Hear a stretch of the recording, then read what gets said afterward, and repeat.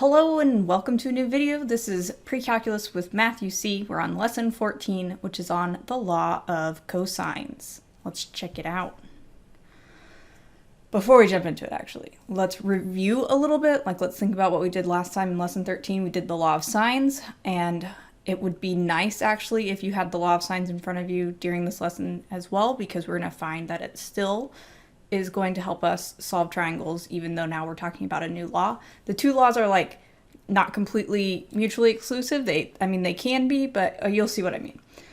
So with law of sines, we were able to solve triangles if we were given angle, side, angle, angle, angle, side, or special cases of side, side, angle. And so now with law of cosines, we're going to be able to do the other two situations that have triangle congruency or whatever, which is side, side, side, and side, angle, side. If you were to think about law of sines, actually, maybe I should have done this. If you try with a situation that's like side, side, side, or side, angle, side, to put that into law of sines, what you'll notice is that you don't have both parts of any of the fractions. So if all you have are sides, you would have the top or bottom filled out of all three fractions, but that doesn't help you solve for something. So that's why we're going to use a different law for this. Remember the way we name our triangles, or the way that we name our sides and angles, is that we have A across from A, B across from B, and so on. And definitely remember, I'm pretty sure I talked about this in the last video, that there's this cool thing that the biggest angle is across from the biggest side, the smallest angle is across from the smallest side, and then the middle angle is across from the middlest side. So that's going to really, really be important here, because we are going to discover something we may not have discovered before, which is that we have to be smarter than our calculators in order to tell them correctly what to do. Okay, so all that is to say, here's law of cosines. Now, there's three different versions of it. They're basically all saying the same thing. If you had to memorize these, I think you'd find that they weren't that bad. You should see some familiarity here of these kind of look like the Pythagorean theorem, but with some extra added on. So especially look at the very last one, the third one, c squared equals a squared plus b squared. That part would be the Pythagorean theorem. And then we've got this minus 2ab times cosine c. The minus 2ab cosine c, that is all grouped together with multiplication. So that's like a term, in the same way that having minus 2x is a term. That's going to affect how we solve things. If you're looking for patterns here in order to help you memorize it, whatever's on the left, whichever letter's on the left side here, that's the letter angle that's on the right. So if we have A on the left, sorry, backwards, A on the left, then on the other side is cosine A. And then the other letters, B and C, follow this pattern, b squared plus c squared minus 2bc. If you notice on each of these, the same thing is happening. So when b squared's on the left, big B's on the right with cosine, and then you've got a squared c squared minus 2ac. The same thing is true of the last one. So it's not hard to memorize if you need to, but by all means have it handy here, especially at the beginning while you're doing it. And then this is a very important point that I'm going to bring up multiple times. You have to use law of cosines until you've found the largest angle. So if we have side, side, side, then we could actually use law of cosines to find all three angles by using each of the three formulas. Okay, but we also have another option. We could use law of cosines to find one of the angles and then switch to using law of sines. But there's a flaw to this. And so that's what this note is for. You have to use law of cosines to find the biggest angle. And I think technically it only matters if one of your angles is an obtuse angle, which is bigger than 90 degrees. For a second I was like, is that what obtuse means? Yes, that's what obtuse means. So bigger than 90 degrees, if we try to use law of sines to find it, our calculator is actually going to give us the wrong answer, which is really disappointing. So just the easiest way to just not run into that is I'll show you how to check to see if you found the biggest angle, and then you'll move on from there. If you know the biggest angle, you can switch to law of sines if you'd like to, because it is a little bit easier, or maybe, I don't know. Well, whatever you want to do is fine, as long as it's right. example 1. We are given 3 sides here. So this is a situation where, to minimize our risk of error, we want to pick out and figure out what's the biggest side and use that to find the biggest angle first, because we can switch to law of sines once we have the biggest angle. So if I have 25, 27, and 28, 28 is the biggest number, side C is biggest, so that means angle C is biggest. So I'm going to use that third one. I'm going to rewrite it here so it's nice and handy. And just see how easy it is. This is not something that I have to use a ton. So the fact that I have it memorized is pretty significant. For some reason, I feel like the minus 2ab and the cosine C, they kind of run together. The fact that cosine starts with C, we have a variable C, is a bit inconvenient. So whatever you got to do to make it obvious to yourself that we are multiplying these things together and the last part is cosine C, make it happen. But that's why I decided to put a dot there. So now let's fill in these letters. So 28 squared equals 25 squared plus 27 squared minus 2 times 25 times 27 times cosine C. Now, we are trying to solve for C, which first means solving for cosine C.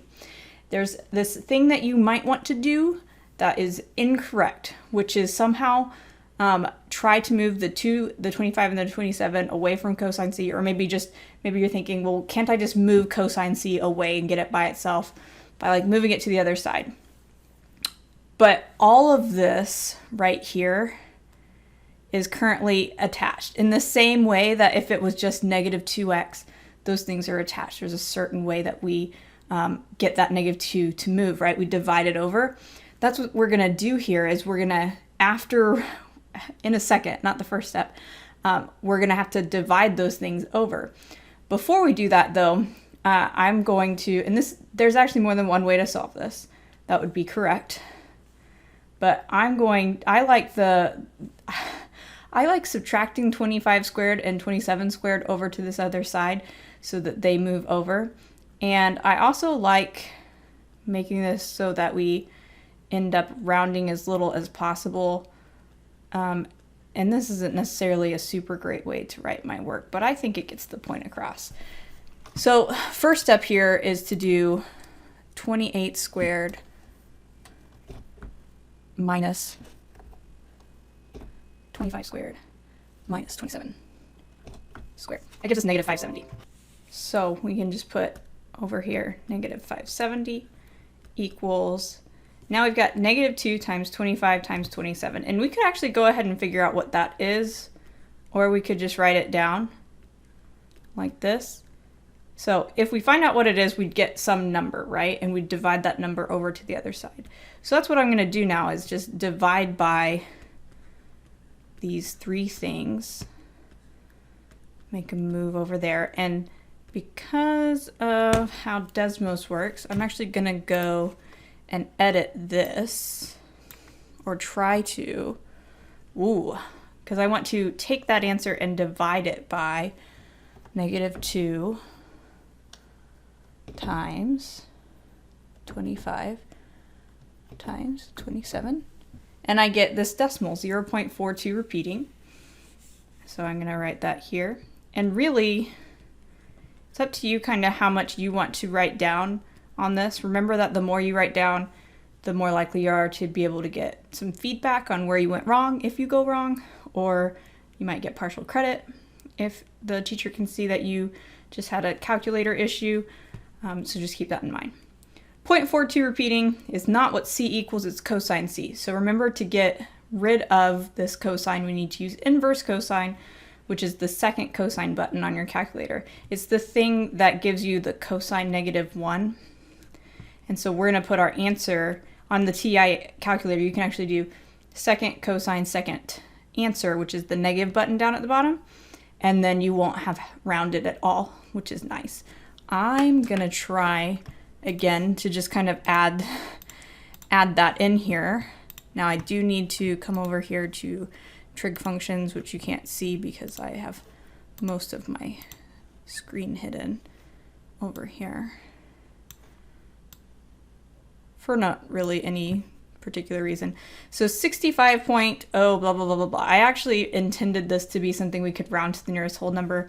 Keep in mind, if we do round this and then use that rounded number, that the rest of our answers are going to have kind of a rounding error involved. So C is approximately 65 degrees.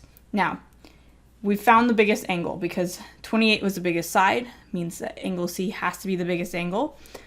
Now we can switch to law of sines to find the next one, or you can use law of cosines again. It's up to you. If you wanted to use law of cosines again, you just pick either A or B, doesn't matter which one. You'd plug it into the appropriate formula and solve in a very similar fashion to how we just solved this one. If we want to use law of sines, then we just need to pick which one we want to find first. So if we wanted to find A, we could do 25 over sine A equals, then we're going to do the C fraction because that's now what we know both parts of. So 28 over sine 65, and then we cross multiply. So it's almost like law of sines review is just built into law of cosines, which we could argue about whether or not that's nice or not. But we're not going to. We wouldn't argue about something like that. Certainly not by leaving a comment below about what is your favorite, law of sines or law of cosines.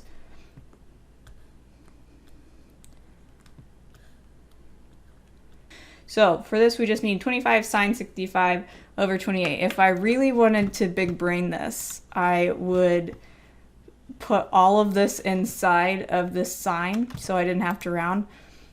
But I don't know. That seems a bit too much, if I'm being honest. So we'll go ahead and keep them separate. Although I kind of really, really want to do it. Okay, and then we have to do inverse sine of this because that gives us sine A is 0.809. So inverse sine of that gives us approximately 54. Now, we could use law of cosines or law of sines to find our third angle, or we could just remember, hey, these have to add up to be 180. So let's do 180 minus 65 minus 54. And no judgment here. Let's just go ahead and let the calculator do that for us so that we don't have to worry about pesky subtraction, borrowing, all that stuff. 61 degrees is the answer I get here. And that's B. So these problems are kind of lengthy, just like with law of sines, maybe even lengthier in some ways than law of sines, but as you do more, it should start to feel repetitive and familiar and should go quicker for you as you understand it better. If there's a point at which you're like, you lost me somewhere, try really hard on the next example to see if you can figure out where that is, or rewind and see where that is. Leave me a comment below if it's a question you think I might be able to answer. Tell me what the timestamp is, and I'll do the best I can. Let's look at example 2. Now this is a side angle side situation, and I know that because there's two sides and an angle, but that angle is not the same letter as either of those two sides.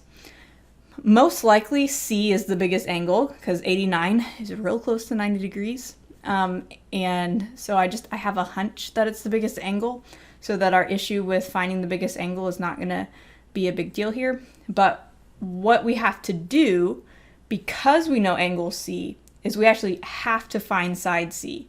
It's the only one of the formulas that will work here. So we have to use the one that says C squared on the left.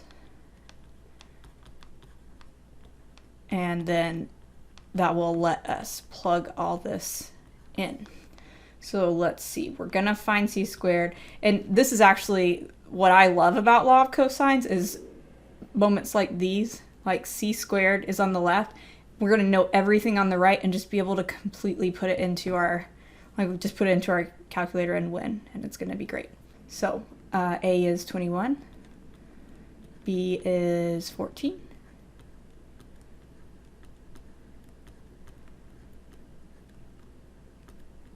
and so just pay attention to, putting multiplication symbols where we're multiplying, putting addition, subtraction where those are supposed to be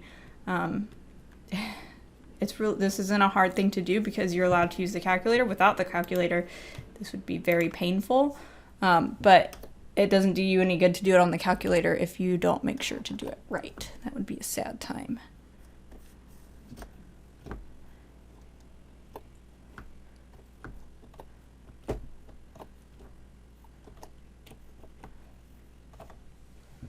Okay, this is 626 point blah, blah, blah, blah, blah. Keep in mind though, that's not c, that is c squared. And so we need to find the square root of this actually, which, let's see if I can make that happen. Here, hope you can. You can. Okay, so it might be, if you're, whatever calculator you're using actually, if you're wanting to put a square root over the whole thing, then make sure you do that at the beginning. With the TI calculator, remember that we could get that bigger number and then do second square root, second answer, and it will insert the answer for us. That's usually what I do. That's my preference. Instead of having to remember to do the square root. At first, I did not write this number down, so it was square root of whatever that was. And then it's 25 for C. Sure enough, because if we compare our sides now, C is the biggest side. It's 25 compared to 21 and 14. So we already know the biggest angle, which is 89. So we are free to use law of sines now if we want to. We don't have to. You can keep using law of cosines. It is your choice. Your choice. But I'm going to use law of sines. And it doesn't matter which one we find. It also doesn't matter if we put the sign on top or on bottom. So I'm trying to kind of switch it up so that if we have a mixture of people out there who feel different ways about which one to use, then hopefully everybody is equally happy or unhappy with what I'm choosing to do. I often give dating advice.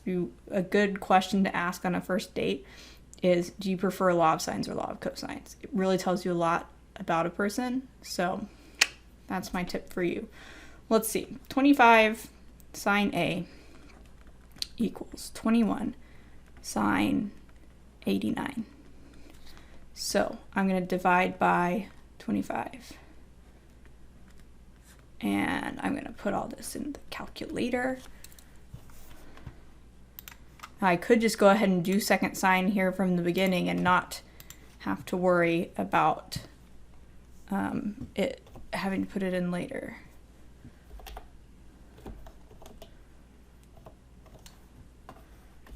It's not a bad idea. Oh no! Wait. Yeah, what happens if I put in more decimals here? Yeah. So the fact that I rounded to the nearest whole number, that is not something I actually like to do, just by the way. But the way I picked these problems, I actually told it to give me things that were all integers, not realizing that it can't actually do that. It's going to give me things that round to integers. So whoops. But you can see it was a little bit off from 57. And then as I put in more decimals, it got closer to 57. So I did not... A is 57, not sine A. Sine A was a decimal that I didn't actually even find because I went ahead and did second sine of the whole thing. So that is A. Now we could use law of sines or law of cosines again, but we know two angles, so let's just subtract from 180 to find our third angle. This is not actually correct subtraction notation. I just want you to know that I know that, so that you're not like, OMG, that math teacher and her subtraction is crazy, because, you know, that's what the kids say these days. 34.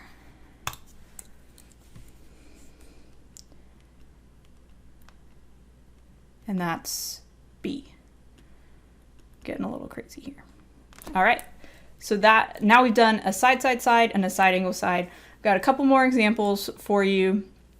And at some point, make sure you pause the video and try to work ahead so that it's like I'm holding your hand as you go through the problem. So that if you get stuck, you can start the video and hopefully I'll explain what to do next.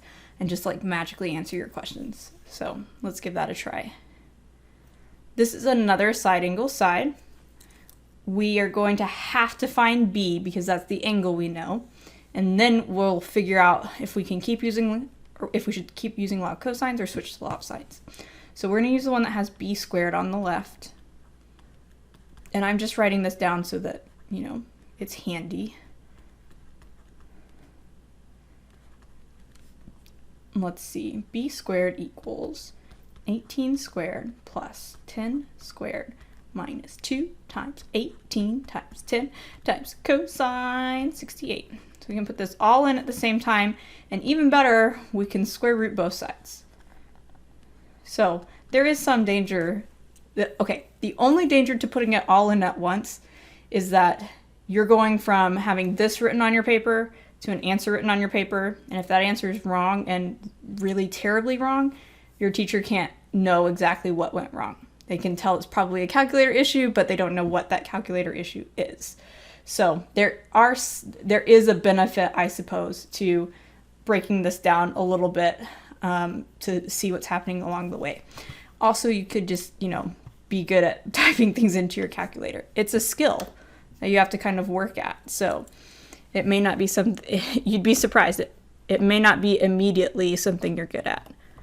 When I was growing up in the great state of, I'm not going to say which one it is, we had these academic competitions, and one of them was the calculator competition, and all you did in that competition is work the calculator, and it took some practice to get good at it.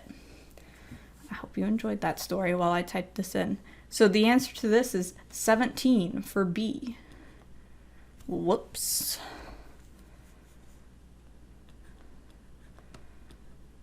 And that's the side. Now, let's do our check to see, do we know the biggest angle? Okay, so A is 18, B is 17, C is 10. Which one of those is the biggest number? A, do we know angle A? We don't. So here's the situation. We might be fine doing law of sines and getting the right answer for A, or we might not be fine. So if you want to minimize your potential for getting a wrong answer, the appropriate thing to do is to use law of cosines again to find angle A. So let's do that. If I want to find A, that means I'm going to do the one with A squared equals a B squared plus C squared minus 2BC times cosine A. And so 18 squared equals 17 squared plus 10 squared minus 2 times 17 times 10 times cosine A. So this is like the first one we did, where we essentially at the beginning here have to take the 17 squared and the 10 squared and subtract them over, and then divide by those three things in front of cosine A, the -2, 17, and 10. Again, we can do this all at the same time in our calculator if we can keep track of all those things together, right? Like if I subtract the 17 squared and the 10 squared over, essentially this is what I'm doing, right? But then I also am thinking, well, I'm going to divide over what's in front of cosine. So that would look like this. And then if I wanted to be even fancier, I could go ahead and put in inverse cosine to get rid of that and do it all in the calculator at the same time. This is something you should practice, in case I didn't make that clear already. So try to do this, and if you're not getting the right answer, find someone who can help you figure out what you're doing wrong. Try it again if you don't have anyone to help you. You can try like looking stuff up on the internet to see if you can figure out what's going wrong. Make sure that you're in degree mode by going to mode, because our angles here are in degrees. But hopefully you can basically replicate this in your calculator, and then that'll give you the right answer.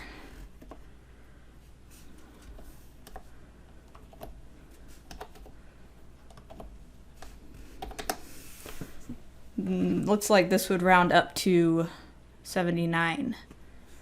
So A equals 79. Now, because this is an angle less than 90 degrees, I don't think we actually had to worry about using law of sines, but we didn't have a way of knowing that for sure until we actually tried it.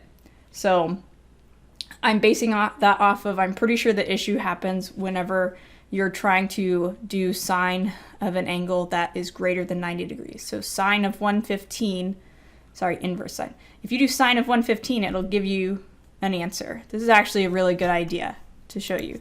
If you do sine of 115,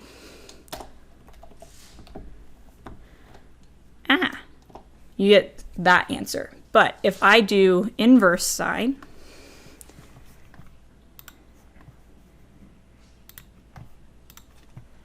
of 0.90630778737, I do not, in fact, get 115. And that's the way sine and inverse sine are supposed to work, right? They're supposed to give us opposite things.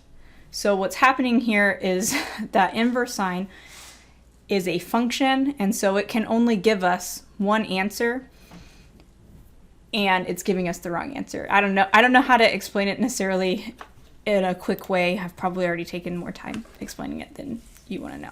So that's the issue that we have. Now let's look at finding angle C just by subtracting from 180. All right, 180 minus 68 minus 79 is 33. And that's angle C. Okay, one more example. This one's side, side, side. Now we are going to pick the biggest angle to solve for first, so that we can choose to do law of sines if we want to. Or I could do the problem wrong on purpose to show you what it's like. But I don't like doing problems wrong. I'd rather do it the right way. This is the point where if you think you know what you're doing, you should pause the video. Try it on your own. Start it back up if you get stuck or when you get an answer. So, since C is the biggest side, I'm going to solve for angle C. So that's going to be C squared equals A squared plus B squared minus 2AB cosine C. So same process, right? It's going to feel kind of repetitive. They all work the same way. We're going to subtract the two squares over and then divide by what's in front of cosine C. So cosine C is 29 squared minus 21 squared minus 13 squared over negative 2 times 21 times 13. And then we'll do inverse cosine of that and have our answer. This is what I was thinking of in the previous problem whenever I actually talked about 115, right? So it's good that we found that one first. Now we can use law of sines if we want to. So if we use law of sines, I can do A over sine A equals C over sine C, and then cross multiply.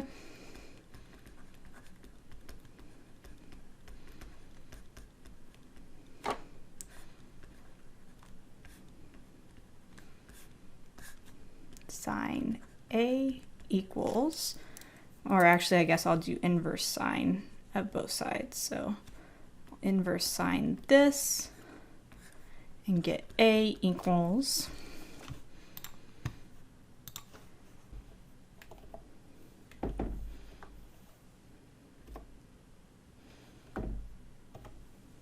so that's 41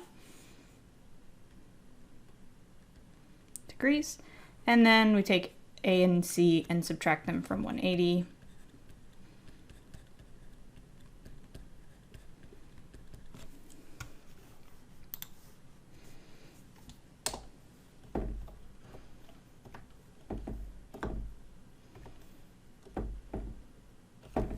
And get 24. So A, B, and C. There we go.